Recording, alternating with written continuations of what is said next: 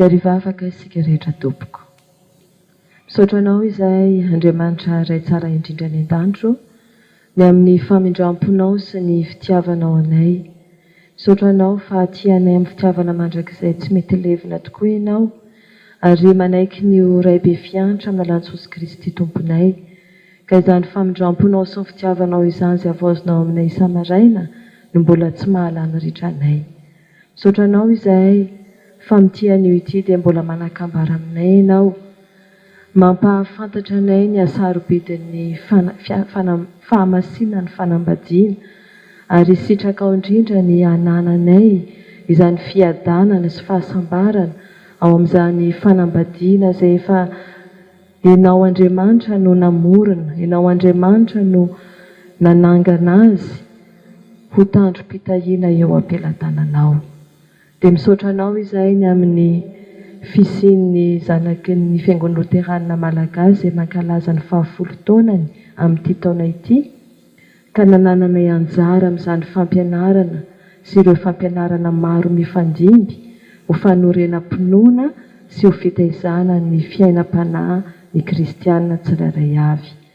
Dia ianao ny andevina izay rehetra tsy avy aminao, aroka ianao Jesosy ny teny araka amin'ny fombanao ary ampitoetra ny teninao ao am-ponay, hiasanao fanay masina tokoa ny teninao, hitonanay ao amin'ny fibebahana, hanorenanao finoana marina ary hitombonay atsara isan'andro san'andro amin'ny fitondran'ny tena masina. Amin'ny anaran'i Jesosy Kristy manakera avy a Nazareta. Amen. Faly miarabantsika rehetra ary faly tafahola amintsika amin'izao tambajotra serasera ato amin'ny Facebook izao izay isian'ny lien antsika fikambanan'ny zanaky ny Fiangonana Loterana Malagasy ary miarabantsika rehetra mahatratra ny 10 taonan'izany fiombonantsika ato anatin'izao tambanjotra serasera izao. Mirary ny fiadanan'ny Tompo ho amintsika tsirairay avy ary isaorana antsika tompon'andraikitra izay nanome anjara amin'izao fampianarana izao ahafahana mizara ny sitrapon'Andriamanitra iainantsika zanak'Andriamanitra. Ny lohahevitra izay nomena ho anjarako amin'izao fankalazana ny 10 taonan'ny zanaky ny Fiangonana Loterana Malagasy izao dia arak'izay hitantsika manao hoe ny fahamasinana ny fanambadiana tarafina amin'ny Hebreo 13:7. Ny fahamasinana ny fanambadiana tarafina amin'ny Hebreo 13:7. Ka dia ovakitsika amin'ny anaran'i Jesosy izany Hebreo 13:7 izany. Aoka anakaja ao amin'ny olona rehetra ny fanambadiana, aroka tsy ho voaloto ny fandriana fa ny mpijangajanga sy ny mpakavadin'olona dia ho elohin'Andriamanitra. Amen. araka ny fangatahana dia avohitra amin'izany fampianarana izany amin'ny fitiavana sy ny mahazava-dehibe ny fahamasinan'ny fanambadiana kristianina. Alohan'ny rosotsika amin'izany anefa dia hijery vetivety ny famaritana an'izany hoe fanambadiana izany tsika amin'ny ankapobeny sy amin'ny ara-tsoratra masina, dia hodiniantsika manaraka izany ny mahazava-dehibe ny fahamasinan'ny fanambadiana ary ny fitiavana sitrak'Andriamanitra iainan'ny mpivady ao amin'ny tokantrano tsirairay avy. Amin'ny ankapobeny, raha ny rakobolana malagasy no mamaritra ny hoe fanambadiana, dia lazainy fa fikambanan'ny lehilahy sy ny vehivavy mifanaiky hiara-hanorina tokantrano araka ny lalàna sy ny fomba tany mba hahazahoana taranaka. Ny mpandinika iray dia milaza fa ireto teboka telo ireto ny fikendren'ny fanambadiana malagasy. Ny voalohany, ho fanamafisana ny rohim-pihavanana. Ny faharoa, ho fampitomboana ny isan'ny fianakaviana, ary ny fahatelo, ny fitohizanaina sy ny taranaka. Io mpandinika io ihany dia milaza fa ny fanambadiana no fototra iorenan'ny fianakaviana sy ny fiarahamonina. Diso hevitra ho izy ny olona miezaka mafy hanarina sy hampandroso ny firenena, nefa tsy miraika firy amin'ny olana momba ny fianakaviana. Tsisy firenena hovanona ho izy raha tsy salama sy marisarisa ny fianakaviana tsirairay ao anatin'izany firenena izany. Araka izany heviny izany ary, dia manana andraikitra lehibe amin'ny asa fahavanonan'ny firenena iray ny tokantrano. Koa raha samy mivanona sy mitoetra amin'ny fanamasinan'ny fanambadiana ny tokantrano rehetra, dia tsy maintsy vanona ny firenena. Ary mety noho izany angamba no antony safidianan'ny tompon'andraikitra an'izao lohahevitra izao, satria samy maniry izany hanana firenena vanona izany ny tsirairay avy. Tsy hivalapitra amin'izany famaritana araka ny rakobolana malagasy sy ny fihevitra mahamalagasy atsika izany isika, fa hijery kosa ny amin'izay tena foto-kevi-dehibe ny amin'izao fampianarana izao. Manao ahoana raha ny famaritana ara-tsoratra masina ny hoe fanambadiana. Ny fanambadiana dia tsy kisendrasendra fa zavatra noforonin'Andriamanitra. Araka ny ten'Andriamanitra ao amin'ny Genesis 2:15 manao hoe amin'ny anaran'i Jesosy, tsy tsara raha irery raha lehilahy ka dia hanaovako vady sahaza ho azy. Teo amin'ny Israely, ny fanambadiana dia tsy arahana fomba na fankalazana manetriketrika tahaka ny fanaontsika eto Madagasikara. Raha mijery izao ny Genesis 2:4-20, dia tamin'ny fomba tsotra dia tsotra ny fitsofan-drano andrabeka rehefa anambady izy.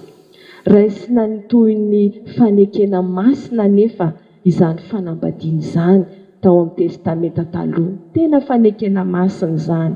Araka ny Ezekela 4:2-5, ohabolana 2:17 ary ny Malaki 2:2-4. Ny fanambadiana dia mifototra amin'ny fahasamihafana dia ny mahalahy sy ny mahavavy araka ny fandaminan'Andriamanitra azy.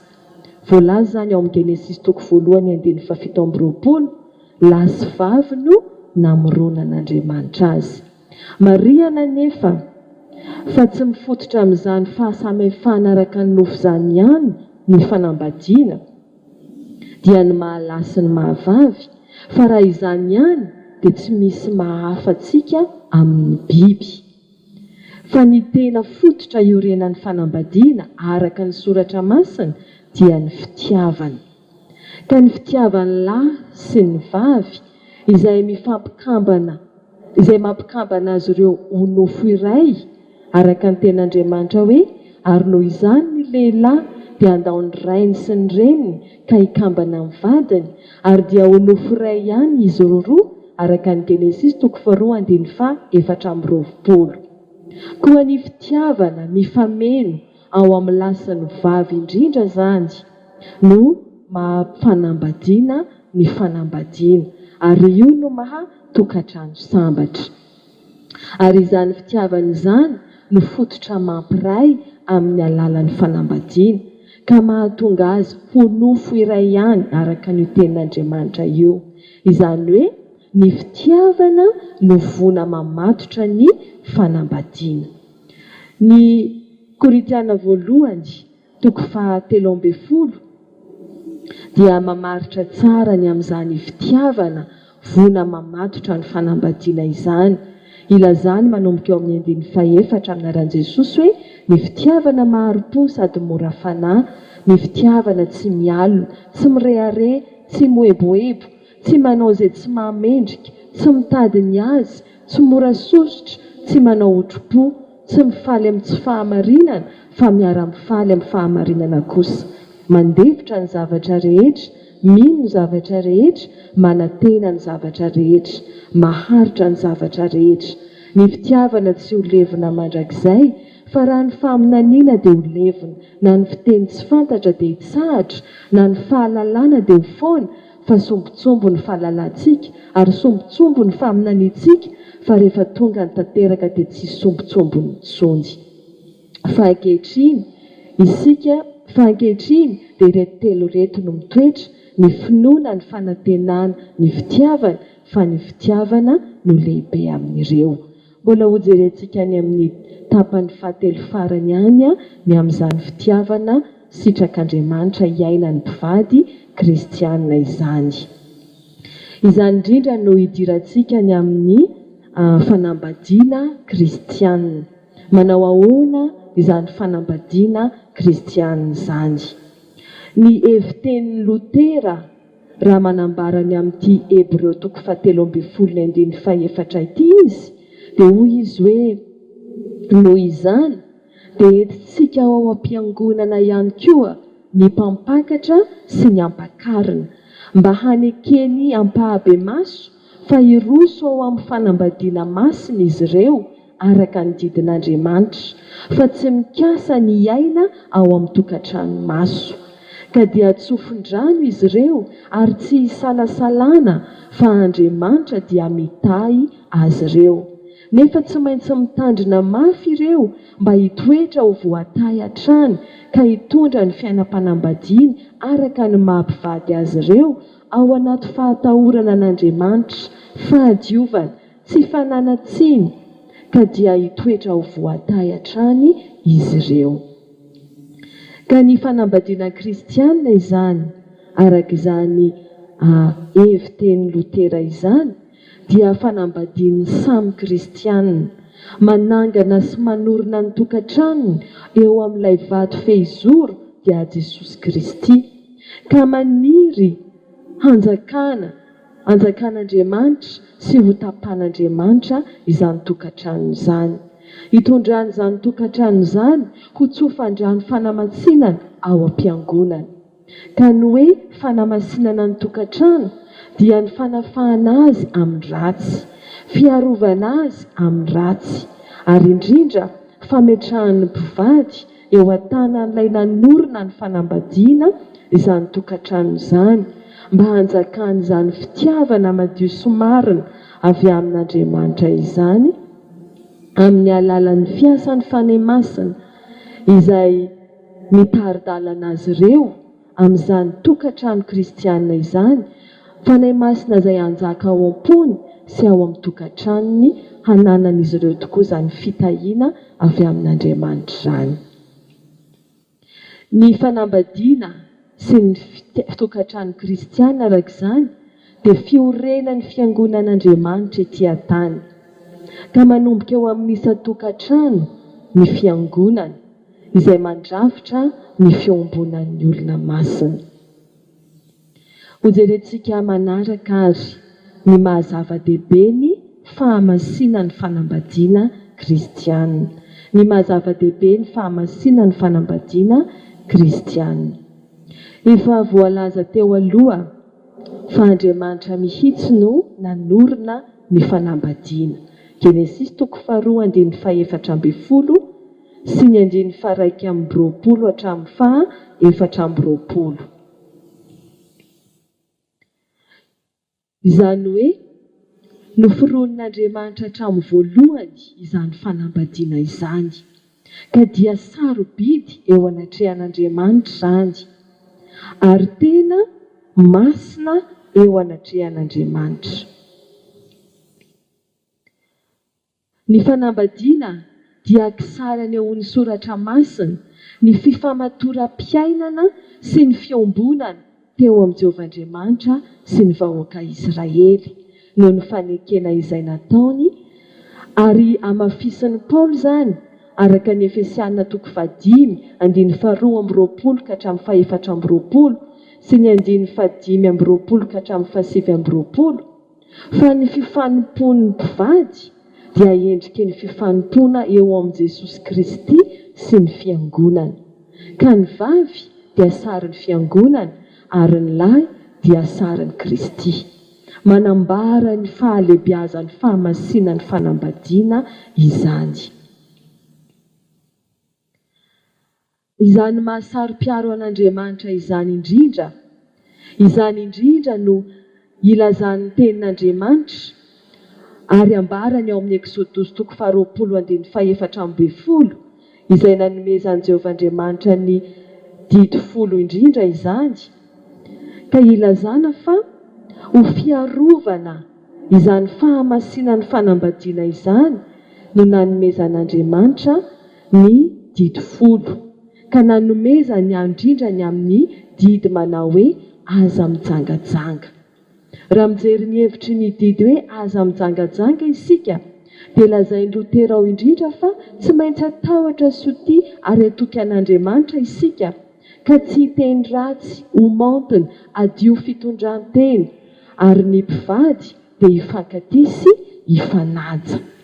Fiarovana ny asan'ny firaisana ara-nofo izay fanomezana tsara nomen'Andriamanitra ny mpivady izany didy izany, araka ny Genesis 1:9-20 sy ny 2:2-4.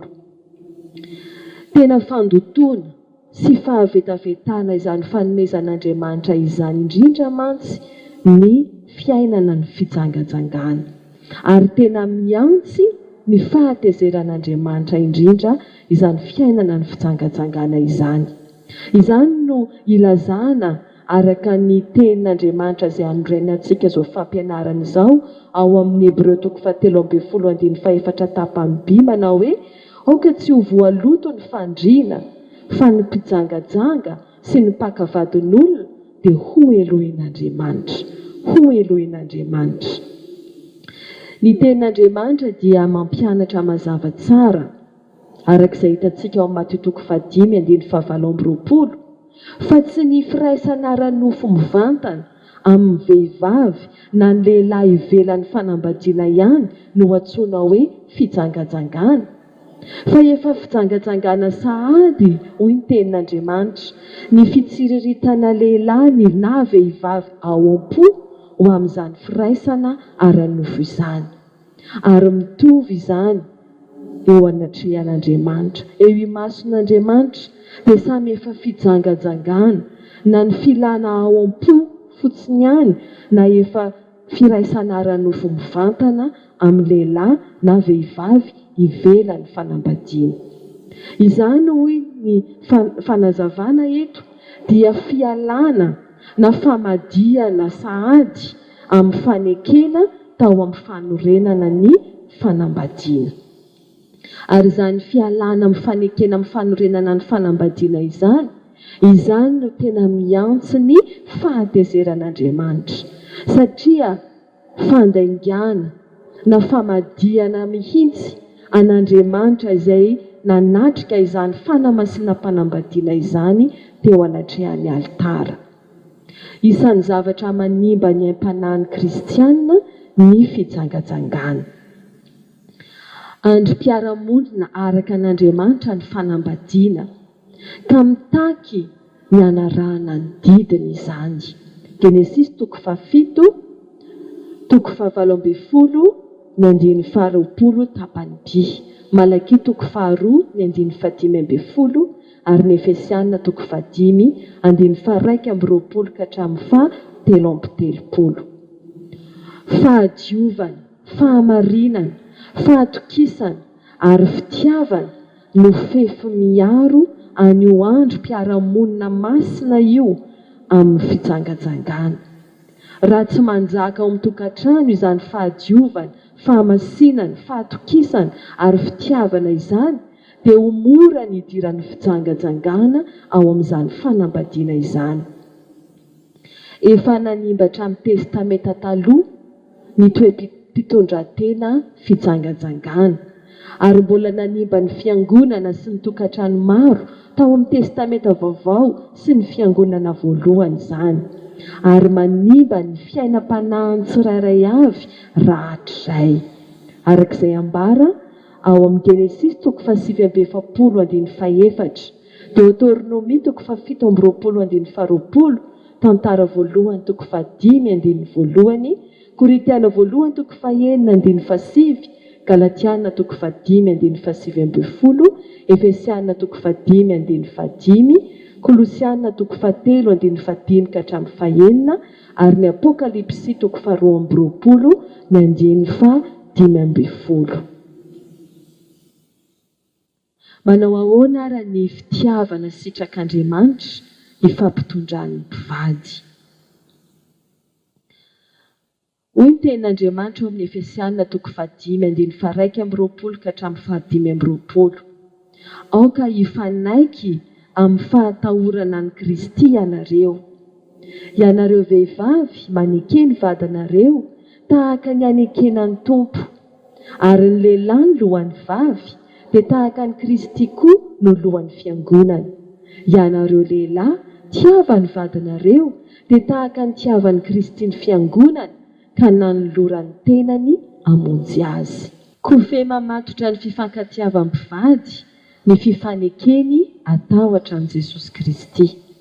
Ary izany tahotra an' Jesosy Kristy izany dia miseho amin'ny fifanoavana, amin'ny fifanajan'ny mpivady. Arak'izany ny lahy dia ho tiany vadiny tahaka ny fitiavan'ny Kristy ny fiangonana, dia miseho indrindra izany tamin'ny nanoloran'ny tenany hamonjy azy. Ary ny vavy dia tokony hanaiky ny vadiny tahaka ny aneken'ny fiangonana ny Tompo. Ny faneken'ny vavy ny vadiny eto dia tsy mariky ny fanambaniana sy ny fanandevozana, fa mariky ny fitiavana sy ny fanajana. Raha lazain'ny Paoly ary fa ny lahy ny lohan'ny vavy, dia tsy resaka fanjakazakana izany, fa resaka andraikitry ny lahy manoloana ny vavy amin'ny fitiavana sy ny fanasoavana azy. Ny lahy no lohan'ny vavy dia midika hoe ny lahy no modely, ny lahy no fitaratra amin'ny zavatra rehetra. Dia tahaka ny tiavan'ny Kristy ny fiangonana sy ny anasoavany azy. Araka ny teny fanevantsika amin'izao 50 taona izao dia manao hoe ary aoka isika hifampandinika hampandroso ny fitiavana sy ny asa tsara. Hebreo 10:17. Ka ny fifankatiavana sitrak'Andriamanitra dia ny fifankatiavana mifampandinika, hifampandroso amin'ny zavatra rehetra, amin'ny atao rehetra, na amin'ny fitiavana na amin'ny asa. Ny fifamenoan'ny lahy sy ny vavy no mahatonga lafatra sy ahitana fiadanana ao amin'ny tokantrano. Koritiana voalohany 7. Ny vehivavy dia tsy talaina tao amin'ny taolan-dohan'ny lahy ka hiavonavona na ololohavina.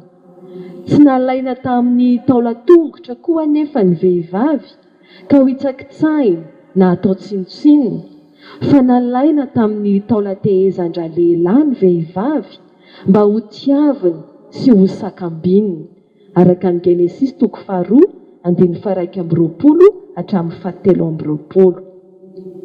Koa izay mahazo ny lahy dia mahazo ny vavy. Raha manaratsy na mampahory ny vadiny zany ny lehilahy, dia manaratsy sy mamono ny tenany ihany koa izy. Dia toy izany koa ny vehivavy, izay ataony amin'ny vadiny ihany dia ataony amin'ny tenany ihany koa. Manana adidy amin'ny fikarakarana ny vadiny ny lehilahy, mba ho sambatra sy mendrika ny filazantsara ny vehivavy. Araka ny Efesiana 5:1-20 Petera 1:3-7. Manana adidy amin'ny lafiny ara-pinoana izany ny lehilahy eo anatrehan'ny vehivavy. Raha tsy mino ny vehivavy dia tena manana adidy amin'izany ny lehilahy mba hahatonga azy ho mino, dia toy izany koa ny vehivavy. Korintiana 1:12-14. Tsy inona izany fa ny fiainam-bavaka, ho toy ny rano velona manadio ny mpivady sy mampahery azy manoloana ny fahasarotam-piainana rehetra. Isan'ny fahasarotam-piainana adi-piainana sedrain'ny mpivady ny fakapanahy, dia ny fanahin'ny fijangajangana sy ny fanahin'ny fampirafesana, ny fakapanahy, ny tsy fisiny, mety eo koa ny zavatra maro samihafa toy ny aretina. Ireny fahasarotam-piainana ireny, ireny ady atrehan'ny mpivady ao amin'ny tokantrano ireny, ireny indrindra no tokony hampifanakaiky ny mpivady. Iarahan'ny mpivady miara-mitolona-bavaka, miara-mandohalika, miara-miandrandra ny fandraisan'ilay ivon'ny tokantranon'izy ireo dia Jesosy Kristy, izany ady atrehan'izy ireo izany, mba ho mpandresy amin'ny alalan'i Jesosy izy ireo. Ka dia anjaka ao tokoa ilay fitiavana sy sitrak'Andriamanitra arak'izay novakiana tamintsika teo amin'ny Korintiana 1:15-17. Ny devoly dia tsy faly amin'ny fifankatiavana sy ny fifampandrosoan'ny mpivady, ka manao ny zavatra rehetra handravana sy hanapitehana izany, amin'ny alalan'ny tsy fifanajana ny fahamasina ny fanambadiana, ka hidira ny fanahin'ny fijangajangana ao an-tokantrano. Mila maharitra amin'ny fiainam-bavaka ny mpivady. Tesaloniana 1:5-5. Ny fo atolotra an'Andriamanitra, araka ny tenin'Andriamanitra hoe anaka tolory ihany fonao, dia tsy ilay fo mitempy ihany no tena tondrona amin'izany, fa ny mahaolona ny olona mihitsy dia ny tena mantolo, ny saina, ny fo, ny fanahy indrindraindrindra. Izany no sitrak'Andriamanitra anjakany ao am-mpivady, mba hampanjakan'Andriamanitra ilay tena fitiavana marina sy madio. Mihoatra noho ny fiombonan'ny nofo mantsy ny fiombonan'ny mpivady ao amin'ny fanambadiana.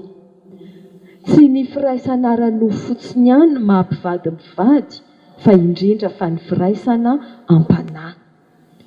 Ka ny fifankatiavana sy sitrak'Andriamanitra dia ny fifankatiavana vokatry ny fanahy, vokatry ny fitarihan'ny fanahy masina ao am-mpivady, arak'izay efa nambara tamintsika teo aloha. Ny vady dia fanomezana avy amin'Andriamanitra. Koa ny fanehoana fitiavana an'Andriamanitra dia tanteraka amin'ny fikarakarana sy fanasoavana ary fiarovana izany fanomezana avy amin'Andriamanitra izany. Raha tian'Andriamanitra ny olona iray ka mihevitra, mino, manaiky fa tena fanomezana avy amin'Andriamanitra ny vadiny, dia asehony amin'ny fikolokoloany, amin'ny fitiavany izany vadiny izany, ny fitiavany an'Andriamanitra. araka ny tenin'Andriamanitra amin'ny Jaona voalohany toko 4 hoe raha misy milaza fa tian'Andriamanitra kanefa mankahala ny rahalaany dia mpandainga izy, ka dia aseho amin'ny fitiavana ny vady izany fitiavana n'Andriamanitra izany, ary tsy ho tanteraka izany fiainana amin'ny fiadiana amin'ny fijangajangana, fiainana amin'ny fampanjakana ny fitiavana n'Andriamanitra izany raha tsy manjaka ao ny fitiavana n'Andriamanitra, fahatahorana n'Andriamanitra, fahatokiana n'Andriamanitra mihoatra noho ny zavatra rehetra. Izany koa no ambaran'ny didy folo, fa ny fototry ny didy folo dia fitiavana n'Andriamanitra sy ny fitiavana ny namana, ary mifameno ireo. Tsy ho tanteraka mandrakizay ny fitiavana ny vady raha tsy hampanjakana ao am-po ny fitiavana n'Andriamanitra, raha tsy resy lahatra ny fitiavana n'Andriamanitra ny olona anankiray, raha tsy babon'izany fitiavan'Andriamanitra azy izany ny olona anankiray, ary tsy afaky ny laza fa tian'Andriamanitra ihany koa izy raha tsy asehony amin'ny fitiavany ny vadiny izany fitiavany an'Andriamanitra izany, amin'ny fanajana ny fahamasina ny fanambadiana, amin'ny fanasoavana sy ny fampandrosoany ny vadiny, ary izany dia mipaka ihany koa amin'ny fikarakarana ny ankohonana izay fanomezana tolotr'Andriamanitra dia nitaranaka amin'izany fanambadiana izany. Raha fehezina rariavana dia izao fanomezana avy amin'Andriamanitra ny fanambadiana, zava-boatendrin'Andriamanitra izany, zava-masina eo anatrehan'Andriamanitra izany, ka sitrak'Andriamanitra ho masina eo anatrehan'ny olona rehetra ihany koa, araka ny Hebreo toko 7:14 io. Ny fanitsakitsahana n'izany zava-masina eo anatrehan'Andriamanitra izany dia tena miantso ny fahatezeran'Andriamanitra, ka dia tena hoelohin'Andriamanitra izay tsy manisy hasiny izany fanambadiana izany. Ny fanambadiana dia fototra iorenan'ny fiarahamonina, iorenan'ny fiarahamonina vanina eo amin'ny fianakaviana, na eo amin'ny fiangonana, na eo amin'ny firenena. Raha tsorina ary ny fanambadiana na ny tokantrano araka ny soratra masina dia tena hanehoan'Andriamanitra ny fiombonan'Andriamanitra sy ny fiangonana, ka sitrak'Andriamanitra ny hananan'ny mpivady ny fifankatiavana marina araka ny sitrapon'Andriamanitra, ka manoloana an'izany ny lahy dia ho tian'ny vadiny tahaka ny tiavan'i Kristy ny fiangonana. Ny lahy dia mandray ny mahafanaka malemin'ny vadiny araka ny Petera voalohany toko 4:5, ary manampy ny vadiny mba hampandroso azy amin'ny lafiny rehetra. Manome ny vadiny ny zony araka ny Korintiana voalohany toko 7:7, Efesiana toko 5:7, mikarakara azy ka tia azy tahaka ny tiavany tenany, Efesiana toko 5:17, ary ny lahy dia mampifaly ny vadiny, ohabolana 5:17, Deuteronomia toko 4:20. Ny vavy kosa manoloana an'izany dia manaiky ny vadiny. Ny hoe mifanaiky amin'ny fahatahorana ny Kristy anefa no mitondra sy mameno izany hevitra izany, ka ny lahy koa dia tokony hanaiky ny vadiny toy izany, Efesiana toko 5:12 sy ny 4:20, Kolosiana toko 3:17. Ny vavy dia manaja ny lahy, ohabolana 2:17. Ny vavy dia mankatao ny vadiny, Petera voalohany toko 7:21. Ny vavy dia manome sary tsara ny ankohonany, Titos toko 2:15, ohabolana 2:17 sy ny 17. Ny vavy dia mampifaly ny vadiny, Korintiana voalohany toko 7:2-3, ary ny vavy dia miseho ho mpanampy tsara ny vadiny, Genesis 2:2-20 hatramin'ny 20. Raha izany no ekentsika taridalana hitarihan'ny fanay masina antsika dia tsy hanatoerana ao amin'izany tokantrano masina eo anatrehan'Andriamanitra izany ny asan'ny devoly ho amin'ny fijangajangana, ho amin'ny fandotona ny fandriana, ho amin'ny fanimbazimbana, fanitsakitsahana izany tandrom-pitahiana ataon'Andriamanitra ho amin'ny isam-piankohonana, ho amin'ny fiangonana, indrindra ho amin'ny firenena izany. Ka dia ho tanteraka amintsika ny isa-tokantrano, isa-piaramonina ny fitahian'Andriamanitra ho amin'ny tokantrano rehetra izay matahotra azy sy tia azy, ary fampandroso amin'ny fitiavana sy ny asa tsara tokoa ny isika tsirairay avy. Amen. Voninahitra ho an'Andriamanitra ray zanaka ary fanay masina. Amen. Iarivavaka isika. Misaotra anao izay Jesosy Kristy tomponay eo, fa manaiky ianao ary mety ianao onona ao amin'ny isa-tokantrano izay mampandroso anao. Araka ny teninao hoe indro mandondona ao ambaravaranao, ka izay mampandroso anao dia androso tokoa ianao, honinao ianao, anjaka ao ianao. Ary aneo ny voninahitra ao amin'izany tokantrano izany.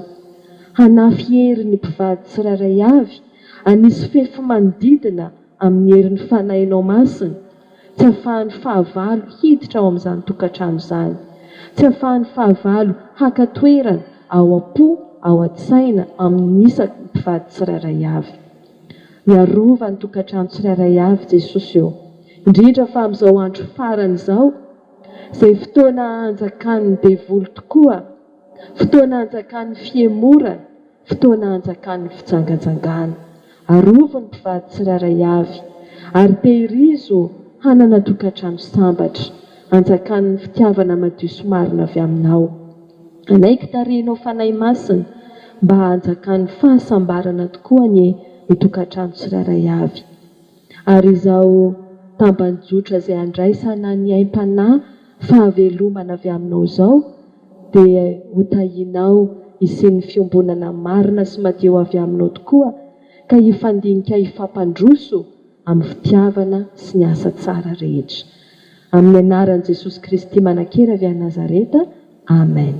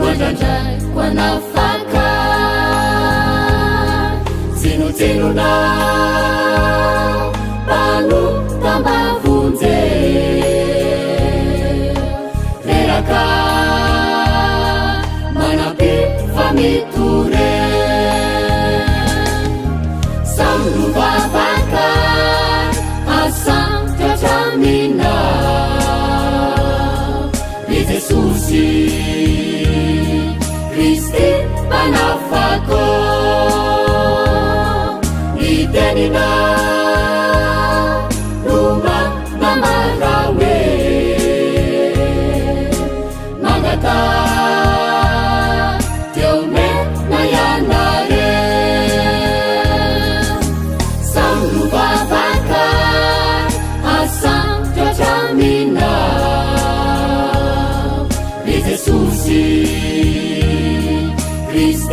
panafako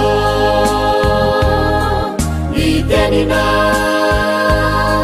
luma namarawe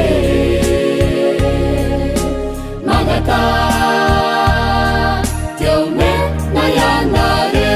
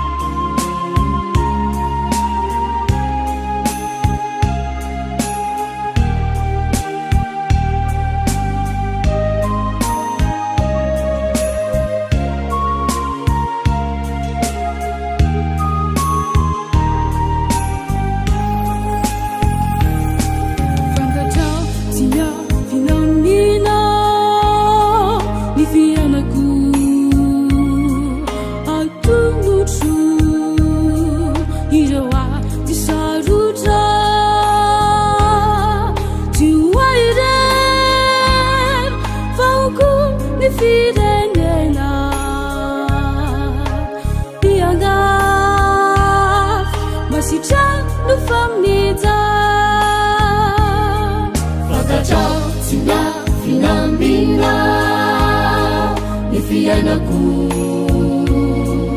atulucu ilewa isarucha siwaire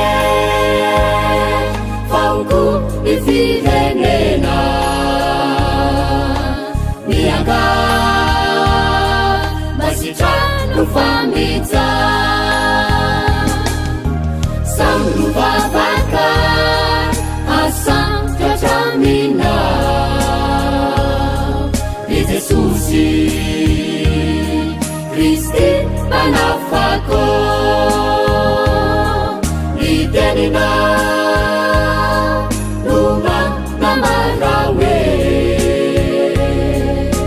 magata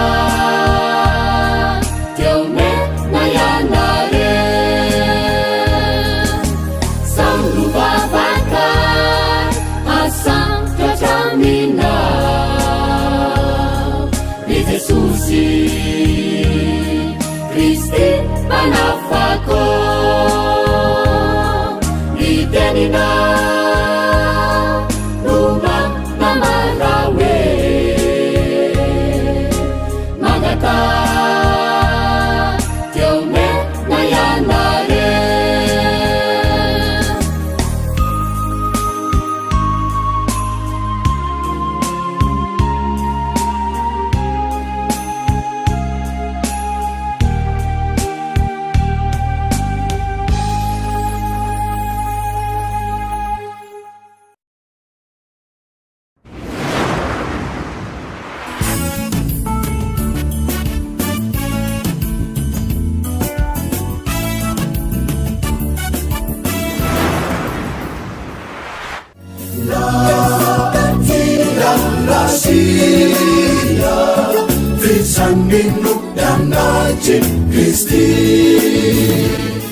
Ary aoka isika ifampandinika hampandroso ny fitiava sy ny asa tsara